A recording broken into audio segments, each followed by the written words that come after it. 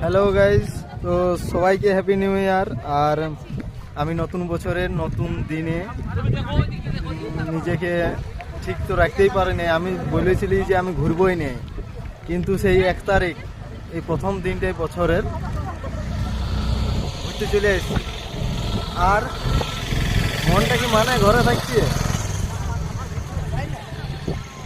এই যে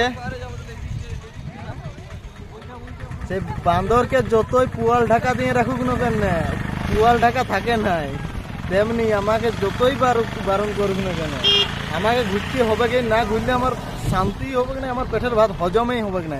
আর সেই জন্যেই চলে এসেছি ঘুরতে। আমার সাথ কেউ দেখ না দেখ, এই যে আমার হিরো,